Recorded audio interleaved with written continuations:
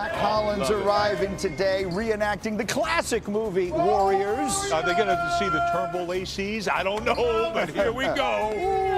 Man, the enforcer is back, New England Patriot, with no socks on. That could be a big deal. All right, I'll be back over there in a minute. But right now I have joined Shefty in the Domino's pregame headquarters to take a look at the coaching carousel, which has been this year somewhat unlike anything we've maybe ever seen before. We have Mike McCarthy yesterday in Pittsburgh, so we know about that one, but it has been an unbelievable few weeks. Well, we have the vacancies that have been filled in New York with John Harbaugh, Baltimore with Jesse Minter, Atlanta with Kevin Stefanski, Tennessee with Robert Saleh, and Miami with Jeff Hafley. So now let's go to the vacancies that currently exist. And today's games could play a role in all of them. Buffalo had a really good interview with Brian Daboll, the former Giants coach, and Joe Brady, their offensive coordinator. Philip Rivers also impressed them and is going to have a chance at this job as well. But a name to watch in Buffalo would be Davis Webb, the Broncos quarterbacks coach, who very well could come out of the cycle with a head coaching job. Buffalo can't speak to him if Denver wins today. If Denver loses today, Buffalo would interview Webb early this week. If Denver wins, the Raiders could speak to him because they already have, and they have plans to meet with Davis Webb this week no matter what. Davis Webb square in contention right now for the Raiders job. The Browns met last night with Anthony Lynn, the Commanders' run game coordinator. They're scheduled to meet with the Rams' passing game coordinator, Nate Scheelhaus, in Los Angeles on Monday, and Jim Schwartz, their defensive coordinator, still looms as a favorite in Cleveland. And in Arizona, Mike LaFleur, the Rams offensive coordinator, Raheem Morris, the former Falcons coach, and the Jaguars defensive coordinator, Anthony Campanelli, all in play. But again, the big news yesterday was McCarthy, Pittsburgh. The Steelers feel like they're going to their roots.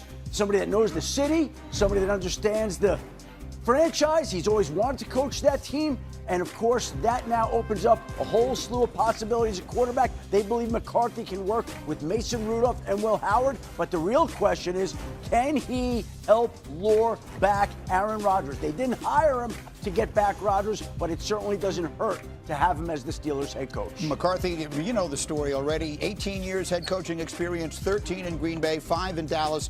Led the Packers to a win, ironically, against the Steelers in the Super Bowl with Rodgers as his quarterback. Overall, McCarthy and Rodgers won 107 games together, which is 9th amongst coach QB duos in the Super Bowl era. Interesting little note, Mike McCarthy at 62 is the oldest person ever to coach the Steelers. Not only at the time of their hiring. I mean, no one ever got to be 62 while coaching the Steelers. It's completely opposite what they have normally done in the past. And Shefty brought up the Aaron Rodgers of it all. Hard to imagine that the Pittsburgh Steelers, find themselves in a position where they are that desperate at the quarterback position, but they really may be. Yeah, if that's the only place that they're going to go, I think it is a little bit desperate. Do you want to bring Aaron back for 1 year and give it another go with McCarthy? I mean, you can do that, but I mean, there was a lot of struggles this year. I mean, we're trying to win championships in Pittsburgh, I would assume. I would love to see McCarthy, along with Aaron Rodgers, another quarterback there that is somewhat the future. I mean, we got to find a good quarterback in Pittsburgh that's going to be good down the road. And I really think that's what this hire is about. Listen, I know it's not like sexy or exciting maybe for Steelers fans out there, but the problem is, first off, there's 10 openings, right? Like, there were no Ben Johnsons this year, and if you're the Pittsburgh Steelers,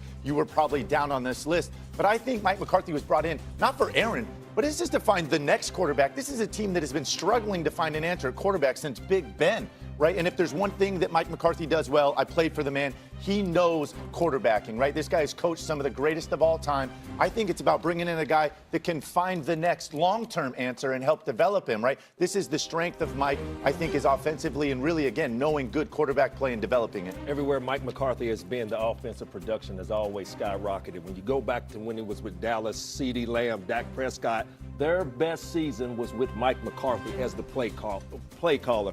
But back to this Aaron Rodgers thing. I don't know the future if Aaron Rodgers is coming back or not.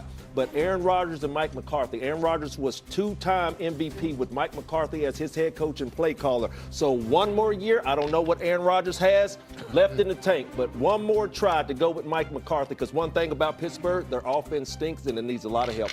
Well, you know, there's an old saying, the future is a whole string of now, so we're going to find out here. But I look at this. McCarthy, I think, is a terrific offensive guy. But Pittsburgh, and he knows, growing up in Pittsburgh, what's Pittsburgh all about? It's about that defense. I think it's going to be interesting to see who he hires as his defensive coordinator and what kind of system they implement in there. That, to me, is going to be interesting. But look, available? Mike McCarthy, what's that? Are you available? Yeah, the money's right. Okay. But anyway, you know me, I'm all about the green stuff. But but no, I mean, in all seriousness, like, this guy knows about it. And to me, their defense let him down.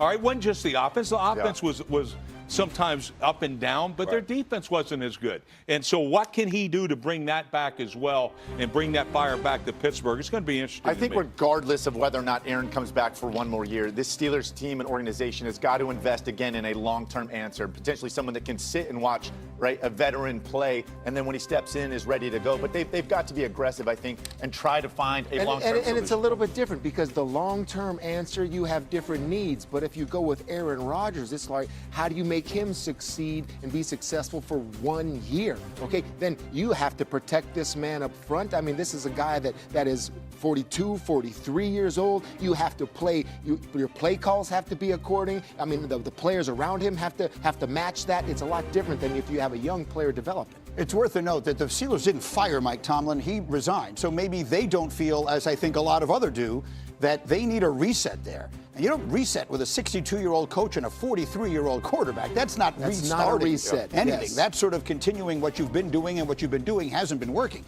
Maybe that's the way they view it.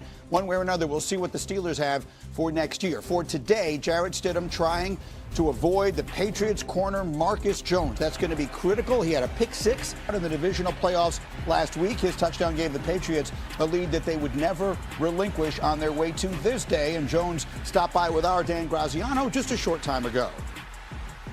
All right, here with Patriots cornerback, punt returner extraordinaire Marcus Jones. What is what's it like to prepare for a quarterback in Jarrett Stidham that you just really don't have a lot of tape on?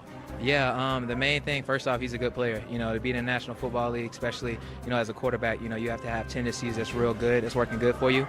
We haven't seen him in a long time, but we know that he could throw the ball and also extend plays as well.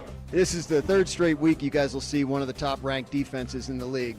But how do you feel about the way your defense is playing right now as you head into your biggest game of the year? I feel like we've been playing at a high level. You know, our thing is consistency. So it's a new day, new opportunity. So we're going to try to take advantage of that. All right. Well, speaking of playing at a high level, there's a lot of signage here. They really want the visiting team to know, like, how far above sea level you are.